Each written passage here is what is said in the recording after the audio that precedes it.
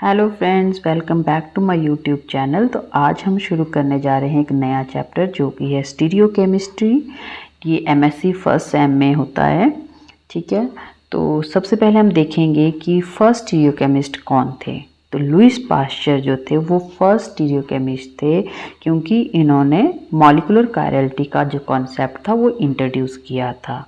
ठीक है, तो इसके पीछे हिस्ट्री क्या है, कैसे ये कॉन्सेप्ट आया, क्या स्टीरियो केमिस्ट्री की हिस्ट्री है। ओके, तो एक फ्रेंच केमिस्ट और फिजिस्ट थे जेन बैप्टिस्ट बायोट। इन्होंने बोला कि जो टार्टरिक एसिड होता है वो दो डिफरेंट फॉर्म्स में एग्जिस्ट करता है। एक ऑप्टिकली एक्टिव होती है और दूसरी ऑप्टिकली इनएक्टिव होती है। तो जो ऑप्टिकली एक्टिव होती है वो जनरली हमें ग्रेप्स से या वाइन से मिलती थी। ठीक है, और ये डेक्स्ट्रोरोटेटरी होती थी। डेक्स्ट्रोरोटेटरी मतलब कि प्लेन पोलराइज लाइट को राइट साइड को टर्न करते थे। डिटेल हम इसकी आगे देखेंगे कि क्या होते हैं ये। नेक्स्ट, ये जो ऑप्टिकली इनएक्टिव होते थे ये प्लेन पोलराइज लाइट को रोटेट नहीं कर पाते थे, ना ही राइट साइड को ना ही लेफ्ट साइड को। ठीक है, बट इनका जो होता था हाई मेल्टिंग पॉइंट होता था। ओके, तो उन दिनों लुईस पाश्चर जो थे अपनी रिसर्च का काम कर रहे थे और वो क्या करते थे कि डिफरेंट एसिड्स के डिफरेंट सॉल्ट्स बनाते थे और उनकी क्रिस्टलाइन फॉर्म्स को स्टडी करते थे। मतलब वो एसिड्स लेते थे, उनको सॉल्ट्स में कन्वर्ट करते थे और फिर उन सॉल्ट्स के वो क्रिस्टल्स बनाते थे। फिर देखते थे कि ये क्रिस्टल्स किस तरह से अपने आप को अरेंज किए हुए हैं। ठीक है, तो उन्होंने क्या नोटिस किया कि कुछ एक पर्टिकुलर कंडीशंस पे जो सोडियम अमोनियम मिक्स सॉल्ट होता था रेसिमिक एसिड का, मतलब कि टार्टरिक एसिड का, तो जो अब वो क्रिस्टल फॉर्म्स बनाते थे तो वो क्रिस्टल फॉर्म्स होते थे एनेंशियोमॉर्फिक हेमीहेड्रल टाइप के। मतलब कि उस मिक्सचर में जो उन्होंने सॉल्ट बनाया था टार्टरिक एसिड का, रेसिमिक एसिड्स का, ठीक है, जो हमने पहले देखा ऑप्टिकली इनएक्टिव फॉर्म, तो वो रेसिमिक टाइप की थी। ठीक है, तो उसमें क्या बोलते हैं वो कि दो तरह के क्रिस्टल्स जो थे वो एग्जिस्ट कर रहे थे। ठीक है, वो दोनों क्रिस्टल आपस में क्या थे, मिरर इमेज थे। मिरर इमेज मतलब कि अगर एक क्रिस्टल इस तरह से था, ठीक है, तो जो दूसरा क्रिस्टल था वो आपका ऐसे को प्रेजेंट था। ओके, तो ये एक दूसरे की क्या हैं, मिरर इमेजेस हैं। तो ऐसे ही वो वाले जो मिक्सचर था वो प्रेजेंट था इन क्रिस्टल्स का। तो उन्होंने क्या किया, इन क्रिस्टल्स को मैनुअली सेपरेट आउट किया। इस तरह वाले क्रिस्टल्स को अलग किया, इस तरह वाले क्रिस्टल्स को अलग किया। फिर जब उन्होंने इनके सॉल्यूशन बनाए और देखा कि क्या ये प्लेन पोलराइज लाइट को रोटेट करते हैं या नहीं, तो उन्होंने देखा कि ये एक टाइप के जो क्रिस्टल्स थे वो लाइट को राइट साइड को रोटेट कर रहे हैं, जो दूसरी टाइप के जो क्रिस्टल थे वो लाइट को लेफ्ट साइड में रोटेट कर रहे हैं। ठीक है, तो इस तरह से बोलता है कि मिक्सचर में जो है दो तरह के कंपाउंड प्रेजेंट हैं। ओके, जबकि उनका केमिकल फॉर्मूला सेम है, दोनों ही टार्टरिक एसिड है, but due to different arrangement of these crystalline structures they have different polarized optical activity। ठीक है, ये polarized optical activity क्या होती है ये भी हम डिटेल्स में नेक्स्ट वीडियोस में करेंगे। ओके, तो लुईस पाश्चर ने इसका क्या रीज़न दिया कि क्यों ये डिफरेंट ऑप्टिकल एक्टिविटी दिखा रहे हैं दोनों क्रिस्टल, जबकि ये एक ही मिक्सचर से हमें मिले हुए हैं, जिसको कि हमने रेसिमिक मिक्सचर भी बोला है कि दो तरह के कंपाउंड प्रेजेंट इक्वल अमाउंट में हैं और उनमें इक्वल अमाउंट के जो है डिफरेंट क्रिस्टल्स पाए जा रहे हैं। ठीक है, तो उन्होंने बोला कि इसका रीज़न ये हो सकता है डिससिमेट्री, मॉलिक्यूल जो आपके क्रिस्टल्स हैं उनकी डिससिमेट्री। देखो ये आपका जो है राइट साइड को टिल्टेड है और ये आपका लेफ्ट साइड को टिल्टेड है, तो ये डिससिमेट्रिक है, सिमेट्रिक नहीं है ये।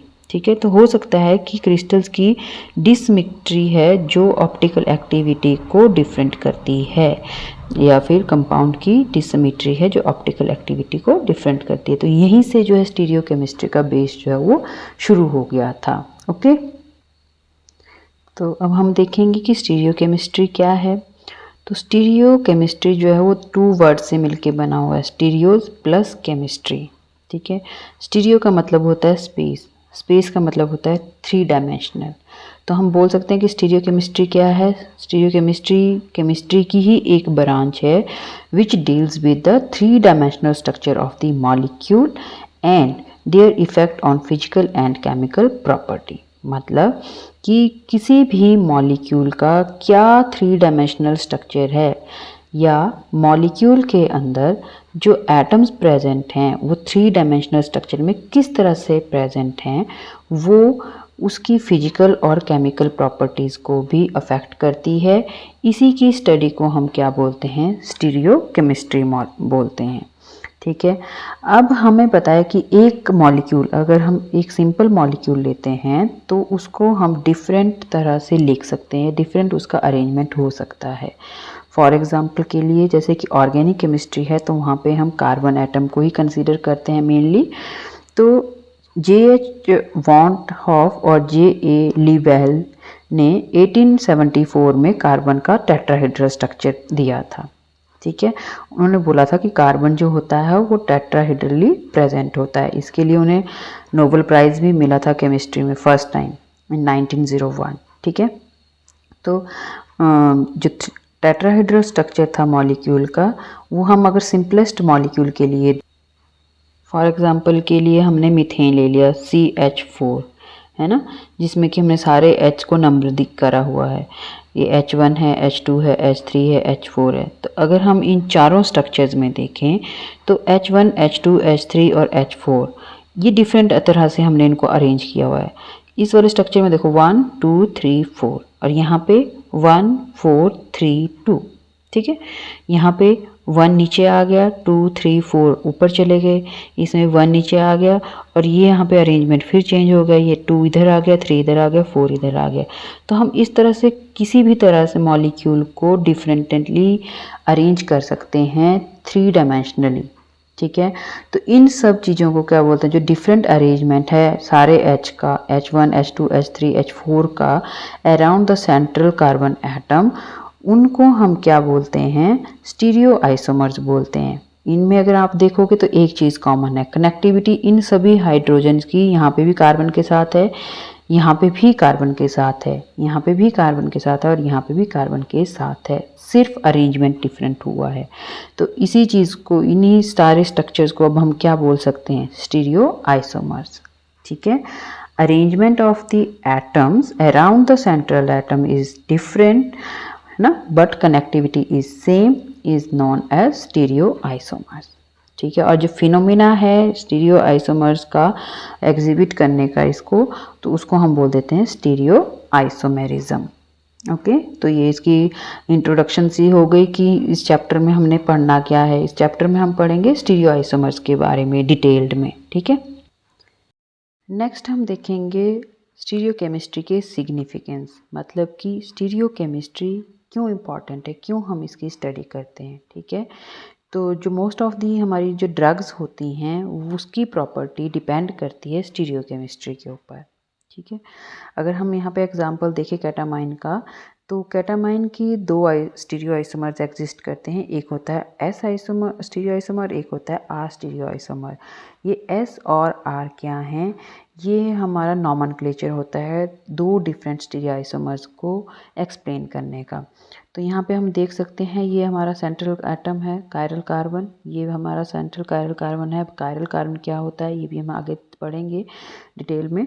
तो अभी के लिए आप देखो कि इस कायरल कार्बन के अराउंड जो एटम्स का अरेंजमेंट है वो डिफरेंट है। ठीक है, आप देख सकते हो, वैसे ही यहाँ पे ये अरेंजमेंट डिफरेंट है, इस तरफ को है और यहाँ पे इस तरफ को है, ये आपका राइट साइड पे, ये लेफ्ट साइड को है।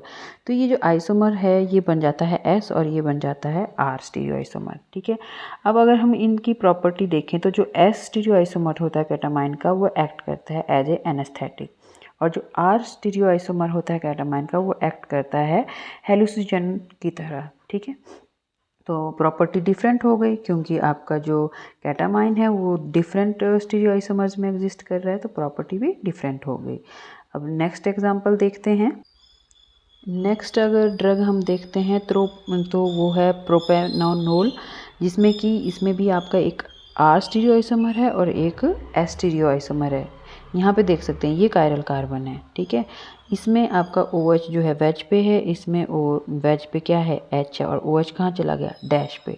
तो बस यहाँ पे स्टीरियोकेमिस्ट्री चेंज होने की वजह से ये दो डिफरेंट स्टीरियो आइसोमर बन गए, ये R और ये S। तो अब जो R स्टीरियो आइसोमर है वो कॉन्ट्रासेप्टिव की तरह एक्ट करता है, जबकि जो S स्टीरियो आइसोमर है वो एंटी हाइपरटेंसिव की तरह एक्ट करता है। दोनों ही जो है वो डिफरेंट ड्रग्स हैं। किसकी वजह से? बस यहाँ पे एक स्टीरियो जो कायरल कार्बन जो है वहाँ पे स्टीरियो केमिस्ट्री जो है वो एटम्स की चेंज हो गई है, उसी की वजह से। तो आप देख सकते हो कि एक स्टीरियो केमिस्ट्री का क्या रोल है ड्रग्स के लिए, ठीक है। नेक्स्ट, जब भी हम कोई ड्रग या कोई भी प्रोडक्ट सिंथेसाइज करते हैं तो उसमें पॉसिबिलिटीज़ होती है दो डिफरेंट स्टीरियो आइसोमर्स की बनने की। दो या दो से अधिक भी बन सकते हैं, लेकिन मोस्टली दो होते हैं, ठीक है। बट जो हमारी ड्रग है, जो हमने पहले भी देखा कि कोई भी ड्रग जो है वो एक ही होती है, या तो S होती है या वो R होती है ना। तो मोस्ट ऑफ द जो ड्रग्स होती हैं वो सिंगल स्टीरियो आइसोमर की फॉर्म में प्रेजेंट होती है, वैसे ही वो एक्ट करती हैं, ठीक है।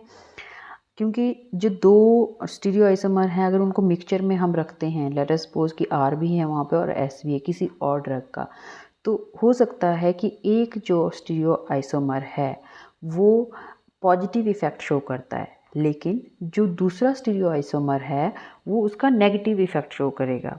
ओके, वो टॉक्सिक भी हो सकता है। फॉर एग्जांपल के लिए अगर मैं ये वाली ड्रग थैलिडोमाइड ड्रग लूँ, क्यों ये जो थैलिडोमाइड ड्रग थी ये जर्मनी में बनाई गई थी 1957 में, और अर्ली 50s और 60s में जो था डॉक्टर्स इसको प्रिस्क्राइब करते थे प्रेग्नेंट वुमेन्स को मॉर्निंग सिकनेस को ट्रीट करने के लिए, ठीक है।